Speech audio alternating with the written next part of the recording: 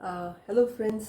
जेव्हा मी लोकांना investment planning करता भेटते ना, तेव्हा खूप सारे लोक मला म्हणतात की आमच्या तो खूप सारे LIC पॉलिसीज आहेत, तो आता आम्हाला काही LIC पॉलिसीजची गरज नाही. सो फ्रेंड्स, मला इथे सांगावंसं वाटतं की LIC पॉलिसीज ते आहेत, पण जेवढी गरज आहे तेवढं लाईफ कवर आहे का हे बघणं गरजेचं आहे. आणि म्हणूनच मी सांगते की LIC पॉलिसीज या मोजू नका, यांचं वजन केलं पाहिजे, म्हणजेच की लाईफ कवर किती आहे हे बघितलं पाहिजे. कारण खूप वेळा असं होतं की पॉलिसीची जी सम एश्युअर्ड असते ती 50,000, 1,00,000, 2,00,000 अशा पॉलिसीज घेतलेल्या असतात लोकांनी.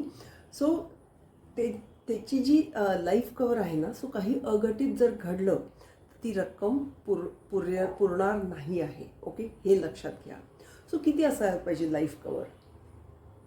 सो जे कुटुंबात व्यक्ती कमवणारे आहेत त्यांचं पुरेसं लाईफ कवर असलं पाहिजे.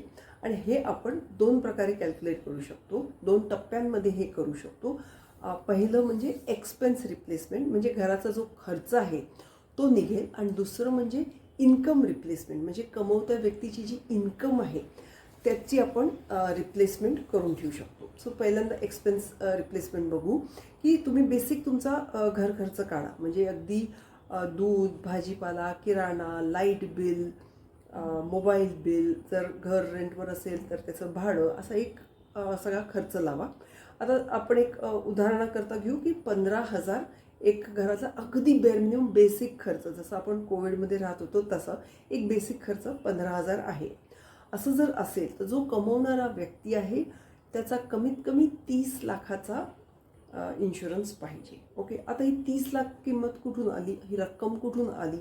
सो जर 30 लाख आपण एखाद्या बँकमध्ये FD केली 30 लाखाची आणि 6% इंटरेस्ट घेतला तर 15,000 त्या घराला दर महिन्याला मिळू शकतात.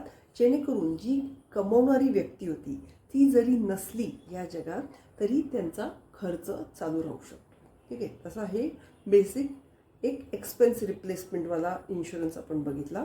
आणि दुसरं म्हणजे इन्कम रिप्लेसमेंट, म्हणजे जी कमवणारी व्यक्ती आहे आज तिचं जे काही वय आहे तिथपासून ती 60पर्यंत जे काम करत राहील आणि जे कमवेल त्या घराकरता त्या रकमेचा विमा काढता येतो.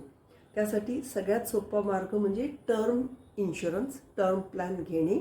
कारण टर्म प्लॅनमध्ये थोडासा प्रीमियम भरून आपण खूप मोठा इन्शुरन्स घेऊ शकतो. आणि जसं आपलं वय वाढत जातं ना तसं तो प्रीमियम वाढत नाही, त्यामुळे तो सगळ्यात स्वस्तातला इन्शुरन्स पडतो. सो जर तुमच्याकडे LIC पॉलिसीज असतील ना तर त्या सगळ्या बाहेर काढा आणि त्यांचं लाईफ कवर किती आहे ते मोजा. आणि इन्कम रिप्लेसमेंटच्या दृष्टीने किती इन्शुरन्स पाहिजे त्या दृष्टीने वाटचाल सुरू करा. फ्रेंड्स, मी आरती DK एक इन्व्हेस्टमेंट कन्सल्टंट आहे. आणि जर हा व्हिडिओ आवडला असेल तर जरूर लाईक करा, शेअर करा. आणि इन्व्हेस्टमेंट बाबतीच्या कुठल्याही गोष्टीसाठी तुम्ही माझा संपर्क करू शकता. नमस्ते.